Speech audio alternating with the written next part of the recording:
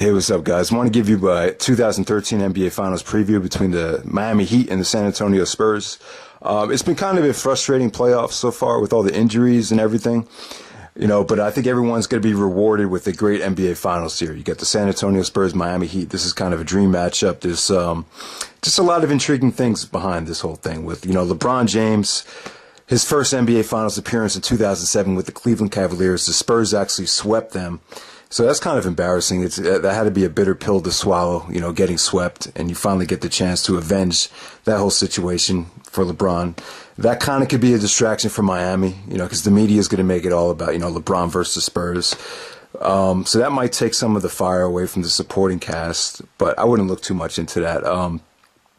Also, for me, it's really special because you've never seen the Spurs dethroned in the finals. Tim Duncan and the Spurs and Greg Popovich, their coach, they have 4 NBA championships since 1999. They made it to the finals 4 times, and each and every one of those times they pretty much easily won. And in 1999, that Duncan and Robinson, the Twin Towers, they made it to the finals against the Knicks. New York Knicks were the 8th seed. Ewing had just tore his Achilles, so that was pretty much an easy victory for the Spurs. And I would say that Duncan and Robinson, that first championship team with the Spurs, I think they were so good. That was by far the best Spurs team, and I think if they played Jordan and Pippen in the finals in '99, had Jordan not retired and had the Bulls not broken up, I really think Duncan would have, and the Spurs would have beat them in '99. So that's something to think about there. But every single finals, they've had it pretty easy, relatively easy. In 2003, they faced New Jersey Nets. The East was very, very weak at the time. And, Jason Kidd was great and everything. But let's face it, those Nets teams were very, very weak championship teams that made it to the finals. They just were not on the level of some of the other upper echelon teams in the Western Conference at that time. 2005 was a different story. I think that's a great finals. The Spurs actually beat the Pistons in 7 games, but the series was never really in doubt. When San Antonio went back to San Antonio for games 6 and 7, they were still up 3-2 in the series, so they were never really down. The first 4 games were all blowouts. I mean, from a television rating standpoint, some of the Spurs championship series were kind of a nightmare. Even the finals against Cleveland with LeBron James was actually the lowest rated finals in NBA history. So, and that was not a pretty finals to watch. Cleveland and LeBron were just very inexperienced, and the Spurs just totally took LeBron out of his game. I think the Spurs were better defensively back in 2007. They had Bruce Bowen, probably the best on-ball defender in the game, and on top of that, their help defense with Duncan and everything. LeBron just had no chance and no help. And I think after that time, I think that's when he made up his mind that, in the back of his mind, he really wanted to go to Miami and join forces with Wade, because now he finally has someone to help him. It took 6 years to get there, to get the rematch with the Spurs, but LeBron has the help now. I think that's the big difference. It's pretty well documented. People are going to be talking about how LeBron's so much more well-rounded now. He could shoot. He knows how to play off the pick and roll now. He's a better defender.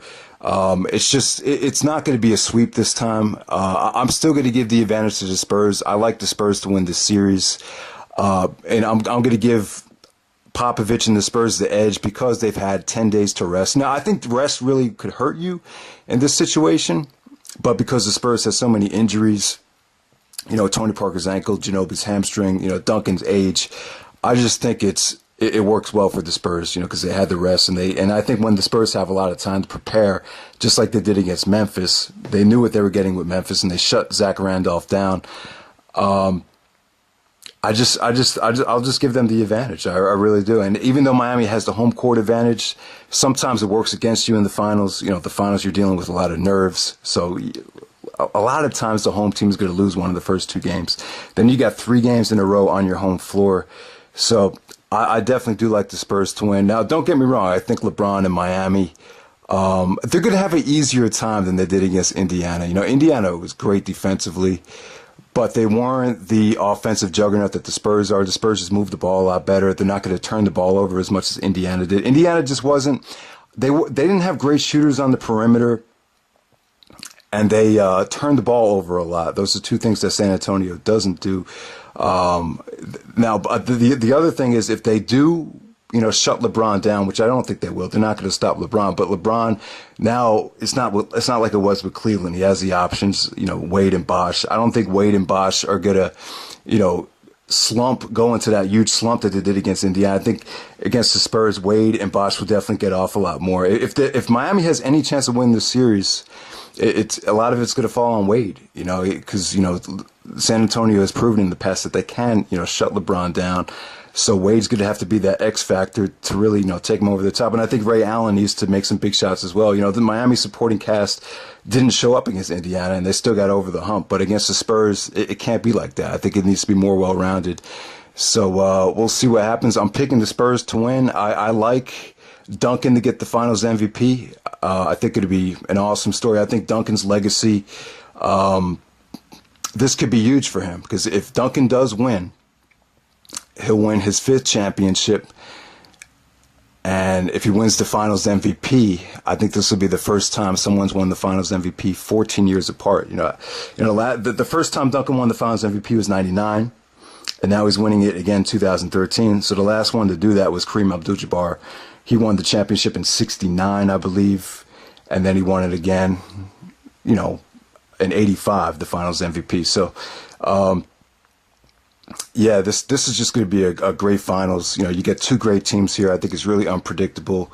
It's not going to be like some of the other times the Spurs have been in the finals where, the games just are so predictable, and it's just the ratings were shot. Those games didn't draw very good ratings at all, as a lot of you guys know. So just a lot on the line, man. So we'll see what happens. But I'm picking the Spurs in 6 games. I'm rooting for the Spurs. In the past, I've been one of the guys that said, they're kind of boring. I don't want to watch the Spurs in the finals again. But, as I've gotten older, I kind of respect the system and the organization a lot more than I did in the past when I was younger. So, and I think they're good guys too. I think Parker, Ginobili, and Duncan are all class acts as they're getting older. And it's just a great system. They got younger guys coming in and filling in that void.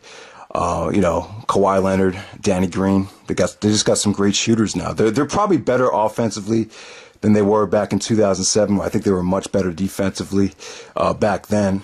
But it's just a different team now. But I still like the Spurs to win. So hope you guys enjoy the series, and we'll see what happens. All right, take it easy.